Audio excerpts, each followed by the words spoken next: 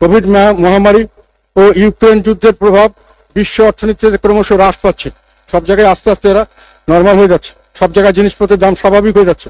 বিশ্ব বাজারে অনেক জিনিস এখন আমরা আগের অবস্থাতেই সেরকম দামই পাচ্ছি, যদিও আমাদের দেশে এটার কমার কোনো লক্ষণ দেখা যাচ্ছে।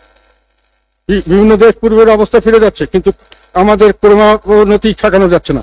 সে কারণে অনেক বিশেষজ্ঞের ধারণা কোভিড মহামারী বা ইউক্রেন যুদ্ধ বাংলাদেশের মূল সমস্যা সৃষ্টি করেনি। সমস্যা শুরু হয়েছিল আগেই অন্যান্য কারণে। কোভিড মহামারী ও ইউক্রেন যুদ্ধ এগুলিকে উস্কে দিয়েছে মাত্র। মানে স্পিকার, তাদের মধ্যে কোভিড ও ইউক্রেন শুধু মূল সমস্যাকে পাশ কাটানোর অজুহাত হিসাবে বর্তমানে ব্যবহার করা হচ্ছে। আসল সমস্যা এক কথায় জবাবদিহিতার ঘাটতি, ফলে সুশাসনের অভাব।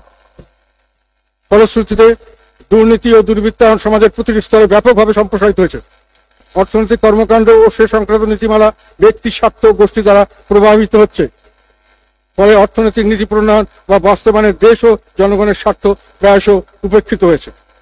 বিদ্যুৎ ও জ্বালানি খাতে দায়মুক্তি দিয়ে আইন প্রণয়ন করে দেশে অবাধ দুর্নীতির সুযোগ সৃষ্টি, অফশোর ব্যাংকিং চালু করে বিদেশে পাচারকৃত অবৈধ অর্থকে বৈধকরণ, নামমাত্র কর প্রদান করে কালো টাকা সাদা করার মাধ্যমে দুর্নীতি থেকে দায়মুক্তি দেওয়ার প্রস্তাব করা হয়েছে।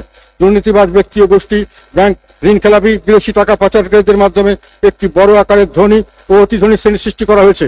তাদেরকে অর্থনীতির মূল স্রোতে আনার জন্য বিভিন্ন সুযোগ সুবিধা নিশ্চিত করা হয়েছে প্রস্তাবিত বাজেটে। অর্থনীতিতে দুর্নীতি ও দুর্বৃত্তায়নের প্রসার ঘটিয়ে অর্থনৈতিক সমস্যা সমাধান করা অবাস্তব। হয়তো অনেকে মনে করছেন কাঁটা দিয়ে কাঁটা তোলা যাবে, কিন্তু এটা কখনো হয় না। ব্যাংকিং খাত হলো অর্থনীতির হৃৎপিণ্ড, এটাতে রক্তক্ষরণ হচ্ছে, সেটাতে বন্ধ না করে আবার তাকে ব্লাড দেওয়া যায়, কোনো লাভ হবে না। সেটাতে সেই হয়তো যদি হতোই এরকম, তাহলে পৃথিবীর বিভিন্ন উন্নত বিশ্ব এই ধরনের মডেল ব্যবহার করতো। এই ধরনের মডেল পৃথিবীর কোথাও ব্যবহার হয় না। অর্থনীতিকে সুস্থ করতে হলে সমাজের সর্বস্তরে জবাবদিহিতার ব্যবস্থা থাকতে হবে। তাহলে শুধু দেশে সুশাসন আসবে, দুর্নীতি ও দুর্বৃত্তায়ন বন্ধ করার উদ্যোগ নেওয়া যাবে ও নেওয়া হবে।